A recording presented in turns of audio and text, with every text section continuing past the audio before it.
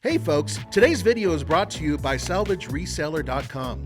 This website allows you to bid live on online salvage auto auctions without a dealer's license. You can register for free or use the 20% off coupon in the description below. Go find your salvage car gem now.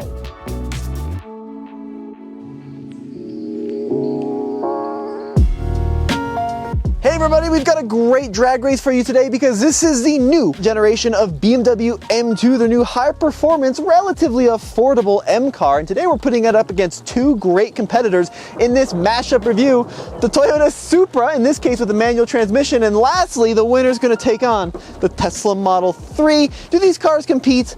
Not really, but is it fun? Absolutely. In case, what are we going to do? Now I know that you can see this rain and hear this ominous thunder going on. Luckily, we got to do our performance testing before it started raining.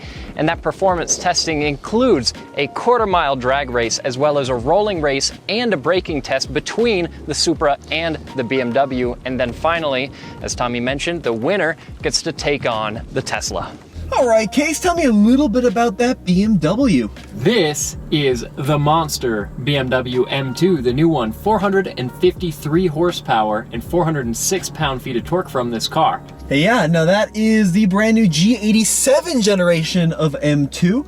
Let us know in the comments section below, what do you think of the styling? Because it certainly is pretty polarizing, but what should be impressive is the performance out of that inline 6-cylinder turbocharged engine. Yeah, and inline 6-cylinder turbocharged engine from BMW is something that you know a little bit about in that manual Supra. Guys, this is the new GR Supra, but This one has the 6-speed manual transmission, 382 horsepower, over 360 pound-feet of torque. Of course, rear-wheel drive on both of these cars. Now, the winner here, well, I'm not going to say who I think will win, but I'll just put it this way. It's going to take a lot of driver skill on my part to beat that M2. Yeah, especially because I've only got two pedals over here, so the car is going to do the shifting for me, but in the case of accelerating quickly, that's not going to be a bad thing. I've got my electronic parking brake off. I've got this phenomenal 6-speed in first gear, and then I guess I'll just count her down. Are you ready? Yeah, I'm in track mode, good to go. You count it down. and I'm in sport mode. I got traction on. Here we go. In 3, 2, 1, go. In the second gear, he is nowhere to be seen. In the third, Oh, I did not launch very well, and I'm just walking the back end around here in track mode. Okay. I'm gonna need to do a redemption round. in the fourth, he's coming back. Is he gonna take me over the corner? No, I got him.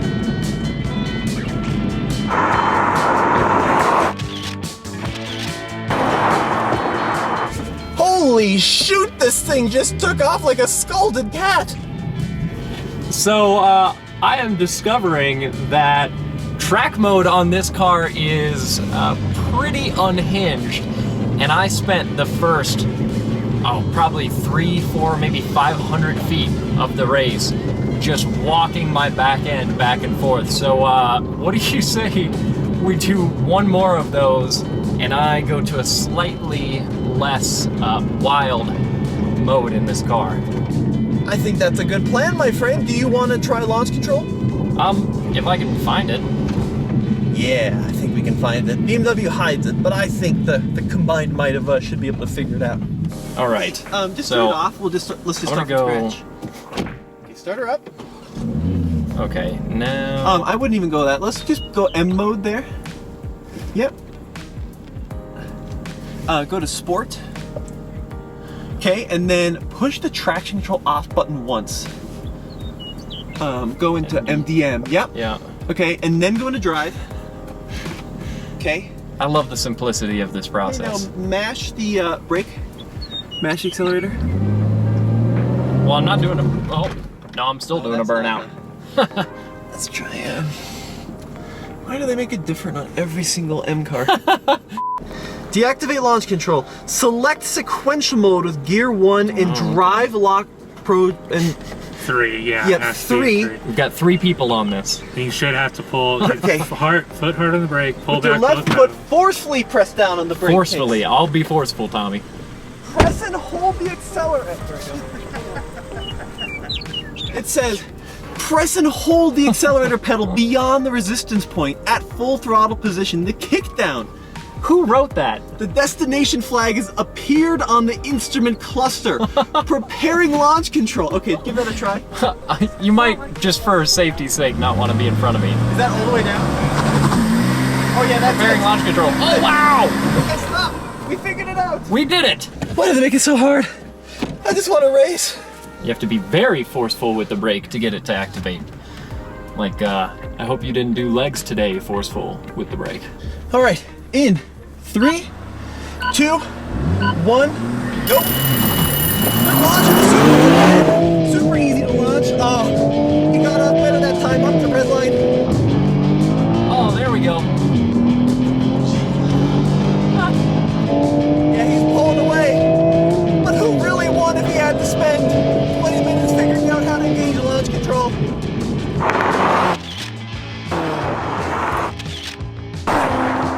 Um, 12.64, 120 at the trap. 1367, the exact same time. They're probably thinking, that's not a good time.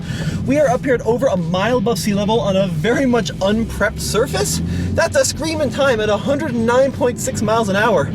Holy smokes! This car is quick because it takes a long time to get it set up in all of its different modes. But I ran a 12.64 at 120, which is impressive. Yeah, so pretty much exactly a second quicker than me. You know, plus 20 minutes to figure out how to turn on launch control. And, you know, I mean, that thing launched like hell that time. That was impressive. And that's on an unprepped surface, too. It's also a little confusing in this car to tell when it is going to shift for itself and when it isn't. Now, Case's car also can be had in manual, but BMW sent us one with the auto. Case, what's the curb weight on that car? From my understanding, it's about 3,800 pounds, and I don't really understand how, given all the carbon fiber I'm looking at. Yeah, my car is actually a few 100 pounds lighter than that.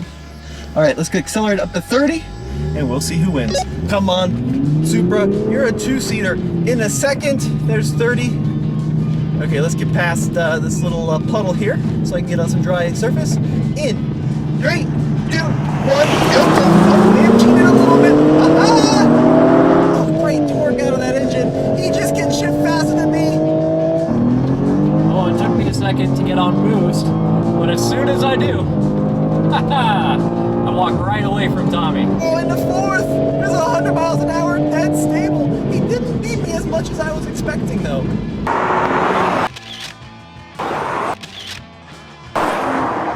Maybe 2 car lengths, but it wasn't that big of a gap. Yeah, it seemed like I had a little bit more turbo lag than you did, though.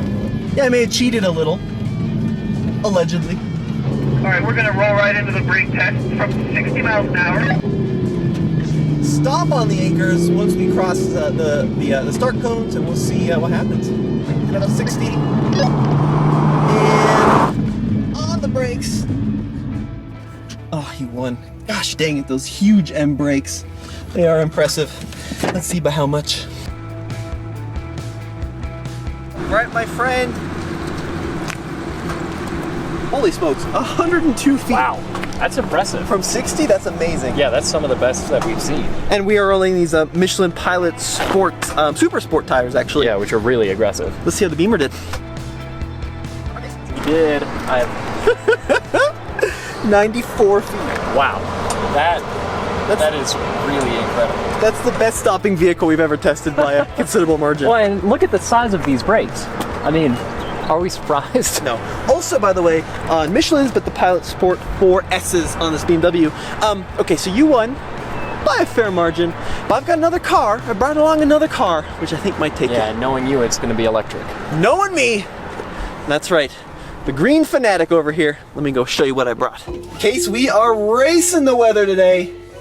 It's about to start absolutely pouring rain, but I got one last race for you. So this is our long-term 2023 Tesla Model 3 Performance. 55 is what we paid for this car, and that car is what, high 70s as spec, that M2? Yeah, just under $78,000, so it is not an inexpensive vehicle, and that's why, hopefully, it's going to beat even that big bad Tesla. I wouldn't be very confident if I were you, but we got the same quarter mile. Let me get my Solo mounted here. here comes the rain. Here we go. In 3, 2, 1, go. Oh, he's gone. Come on, car, no! Is he catching up? Yeah, he is actually. But it doesn't matter because there's the quarter mile in 11:94. How'd you do that time? Pretty consistent times here in the M2. That was a 12.54. Yeah, I mean, I got launch control, so did manage to get the settings right for that to happen. And I was catching up to you a little bit at the end there, but not enough. So the Tesla definitely came across a little quicker, you know, in the quarter, but you know, the M2 looks cooler. And we managed to get our races in just under the wire to miss this rain. All right, so Case, we had 3 great races before the rain started really pouring, and we got to see the performance difference between the Toyota and the BMW, and then lastly the Tesla versus BMW. But of the 3, which one are you driving home?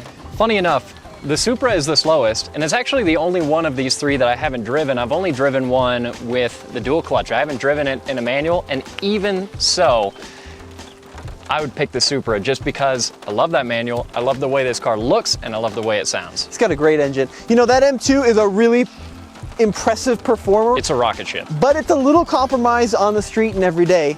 Now for me, I just want to go fast, so the Tesla's the cheapest here and easily took the quarter mile, so that's going to be my choice. Yeah, you really can't go wrong with any of these. They're all a blast to drive. Well, let me know what you guys think in the comment section below. This has been Tommy, Case, Ian, Zach running support today. And Colorado weather. And Colorado weather. We'll see you on the next one.